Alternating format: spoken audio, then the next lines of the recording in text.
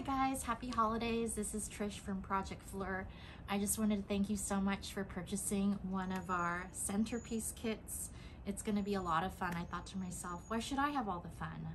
And so I'm really excited for you guys that you're going to make something to bring or put on your table, and everyone's going to say, what florist did you use? And you're going to say, me. So I'm really excited to get started. Let me show you some tools that you're going to need. You're going to need a knife, some pruners, and then a bowl that you're going to fill up with water. And I've put the floral foam in here, and I'm letting it soak for a couple minutes. After it's soaked and it feels much heavier, you want to place it in your block like so. One trick that a lot of florists like to do to cover less foam is we like to cut the sides, the corners like so. And that reduces the amount of greenery that we have to use in order to cover that up. So one of the first things that you're going to do is you're going to take your knife and your candle, and you're going to carve the bottom off like this, so that it is sharp. And we're doing this so that it sticks a lot better inside of the oasis, but also so that it takes up less foam, less space, because we are going to be using a lot of greenery. I think that this is the hardest part of the project, because you really have to look at how you want it. So, and I am just settling that in like so, and it's really nice and firm. Yay!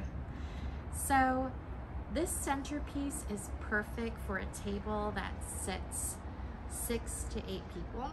If you have a longer table, you can add some of the extra greens or something from your yard, or even candles to place on the side. I do recommend purchasing 2 centerpieces if your table seats like 10 to 12 people.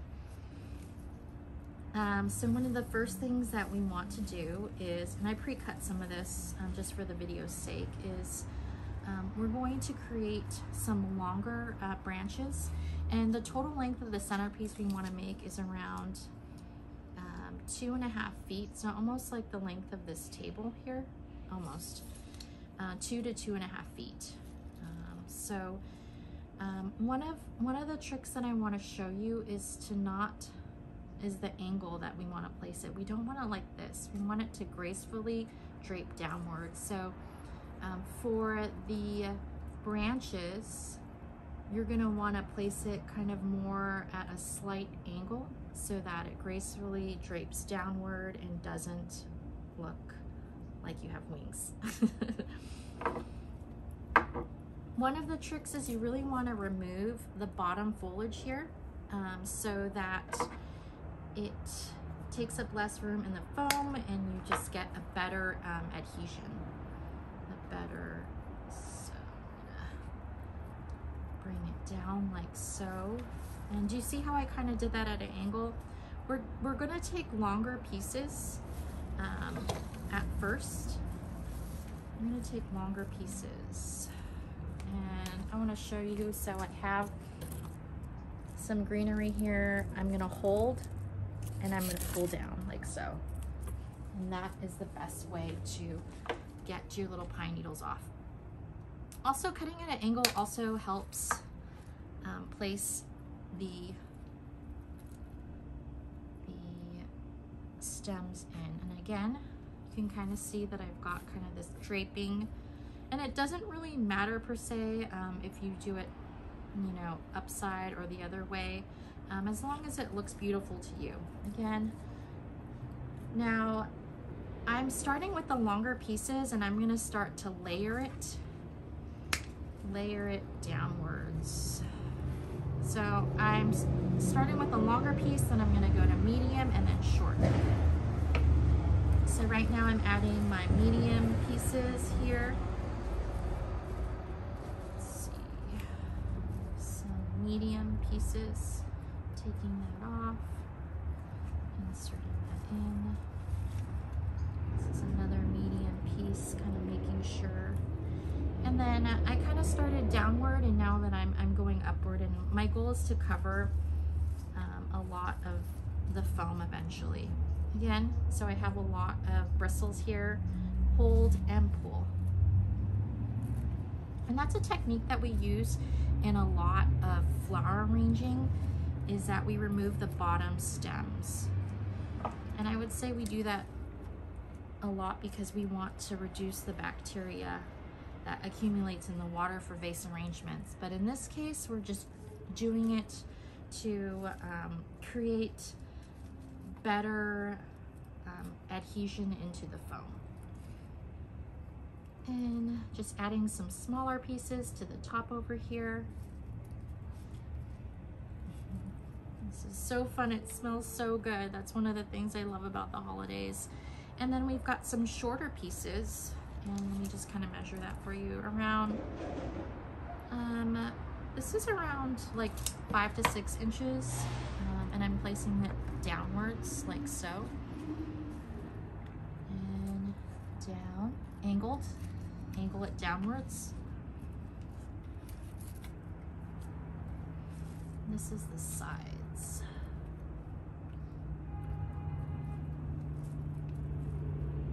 Evergreens are so nice because they last such a long time and makes the home smell like the holidays. This is super fun to make. It's like a sensory overload here. And again, I'm doing the back, and I'll show you that up close.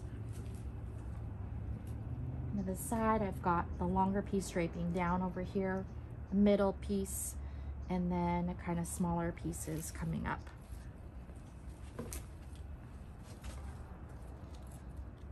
And I'm using redwood just because I had extra. But any greenery will do. You have Douglas fir in your kit. You should have Douglas fir in your kit. Ooh, that's so pretty. Nice and full.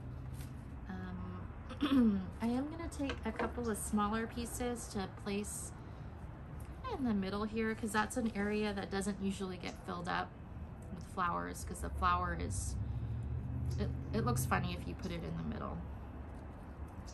And then after that, we're gonna go with some of our focal blooms, and we're gonna fill it out later with the greens. So, one of the things about making a centerpiece of this type is that we want everybody to see a little bit of the flowers. And one of the ways that we do that is we have some longer rose stems here, some red roses, and we're gonna place those right here. So not longer than the greenery. I would say as a rule of thumb. Let me use this one instead. This one's a little bit longer. And then we want to use a second rose to kind of stagger. And I would say that staggering is one of the best ways to do floral design. It's really boring when you have everything at the same height. So when you stagger things, that's when you get a lot of movement and depth, and your eye is able to explore the beauty of the centerpiece, because it's all about that visual exploration.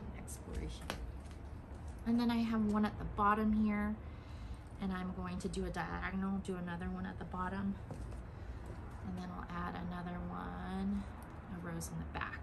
So I've got 2 longer pieces that are draping down, kind of like a mid-size that's staggering, and then 3 on top that are a little shorter. So I'll kind of like show you over here how I've staggered that out, and then you have some facing up. And in this case, you want to have one of each of the flowers facing each of the 4 sides. I'm gonna add this beautiful leucadendron safari sunset. This is one of my favorite flowers. It's originally from South Africa. It grows really great here, but I seem to kill mine all the time. And I'm gonna place that in the middle right here. Isn't that gorgeous? These last such a long time. They're really great flowers for flower arranging. I like to use them kind of like in an ikebana style as well. And then I'm gonna add another one back here, kind of mirroring what I've done. And then one, probably a longer one. Let's do a longer one down to the side here. And you can hold the side of the container and then push inwards. And you want your insertions to be fairly secure, not too shallow, because let's say you're taking this to grandma's house, we don't want anything to fall out. And then lastly, we've got some beautiful Hypericum berry. This is such a fun flower, a fun texture to use, because everybody loves berries. And I'm gonna add one this way for length, and another one on this side for length, and then a few in the front, kind of tucked in, maybe like that, kind of coming up, and one in the back here for this patron. And the Hypericum berry has these leaves right here, and I've kind of pre-cut these so you can't see them. You want to tear the leaf off, and if you feel inclined, I would even take off these bottom collar leaves, because they will brown, and so your arrangement will last longer and look better if you do take these off. But I'm gonna kind of leave them on because I just need this to last through the holiday. Nice, beautiful. And then we are going to, I have some pine cones here. This is the only element where we're not going to have 4 on each side. They're just kind of like a little icing on top.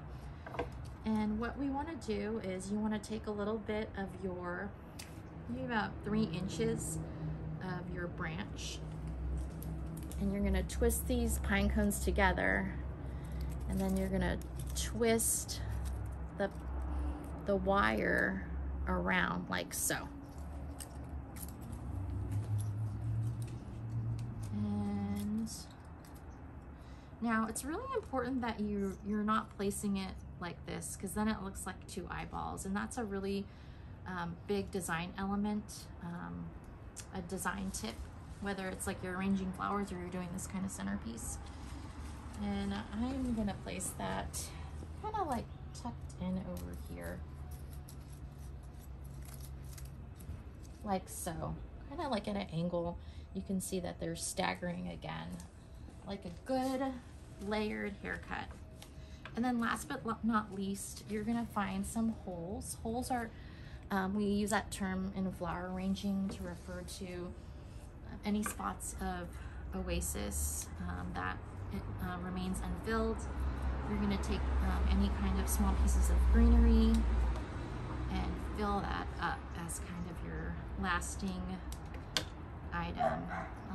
Please make sure that you don't leave the candles unattended, because I would hate for the pine cones or anything to catch on fire.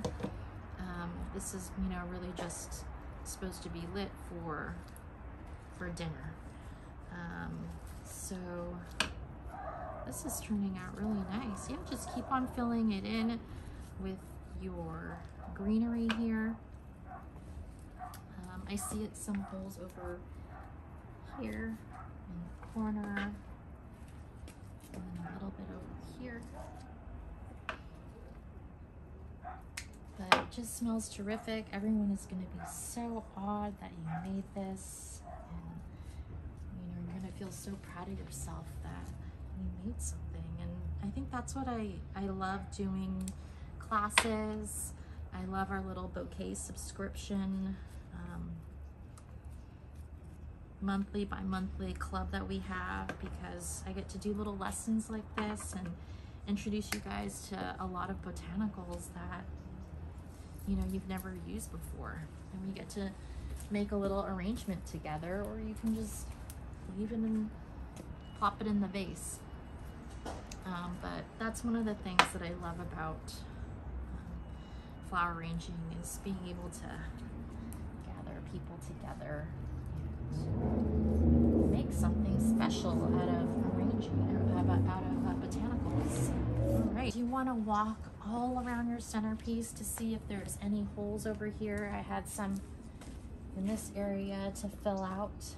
That way we know that it is looking good from all angles. You can even kind of scooch down like so to pretend like you're sitting to see how it looks at that angle. So I just wanted to thank you so much for joining me. My name is Trish at Project Fleur, and I hope that we can do another kit together. Bye-bye.